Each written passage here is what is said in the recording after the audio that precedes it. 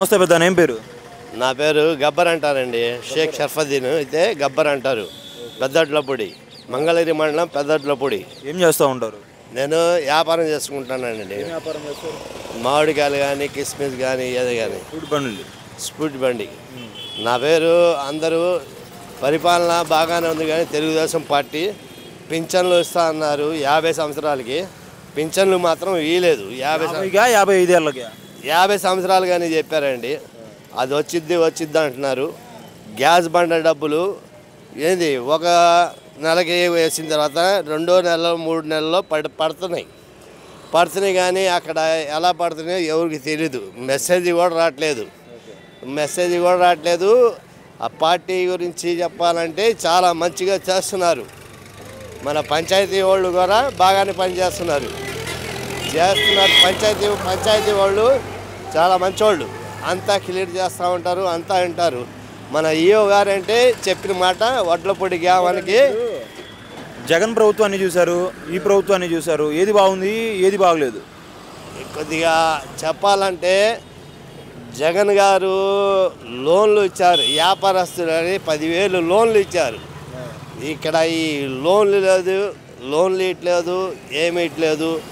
మన అంతకుముందు గ్రామానికి వీళ్ళు ఉండేవాళ్ళు, కుర్రోళ్ళు పనిచేసేవాళ్ళు, పింఛన్లు తెచ్చిస్తా వాళ్ళకి వాలంటీర్లు అంటారా? వాలంటీర్లు ఇంటింటికి వెళ్ళి ఇచ్చేవాళ్ళు. ముసలోళ్ళు రావాలంటే చాలా కష్టమే. వాళ్ళే ఇంటికి తీసుకొచ్చి ఇస్తున్నారు కదా, వీళ్ళు యాడికి వెళ్ళట్లేదు కదా. యాడికి ఇస్తున్నారు, ఇంటికి తీసుకొచ్చి ఇస్తున్నారు. చాలా చేస్తూ ఉన్నారు కానీ ఒకసారి వాళ్ళు ఉన్నప్పుడు లేనప్పుడు కూడా ఆగిపోతున్నాయి డబ్బులు, జనాభాకి ఆగిపోతున్నాయి. గ్రామానికి మన లోకేష్ బాబు గారు బాగానే చేస్తున్నారు కానీ దాని గురించి ఏం తప్పు లేదు. బస్సులు ఫ్రీ అన్నారు, అది చేయలేదు. చేయగానే అది ఎలా జరిగిందో ఏమిటో ఈ చేసినా కూడా ఆటో వాళ్ళకి చాలా దెబ్బే.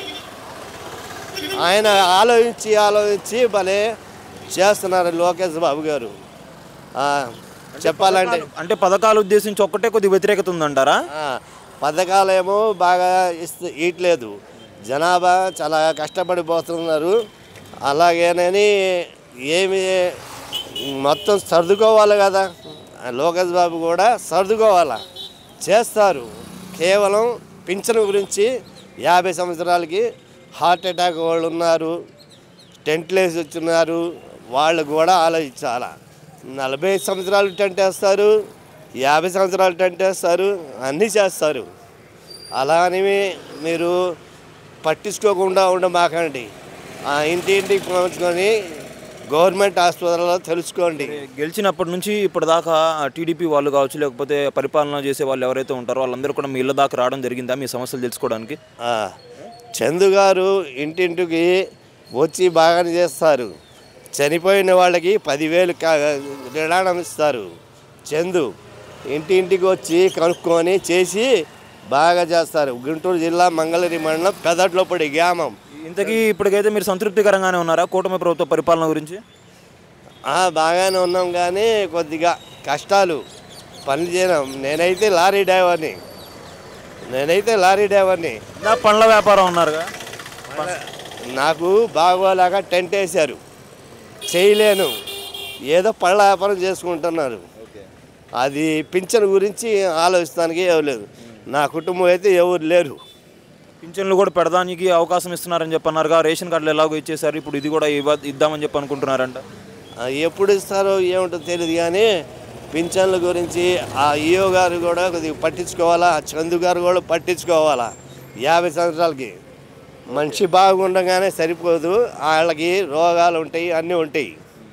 అలా అని మీరు గ్రామానికి కొద్దిగా అడిగి తెలుసుకోమని చెప్పి నేను ఈ లోకేష్ బాబు గారికి నమస్కరించి సెలవు తీసుకుంటున్నాను.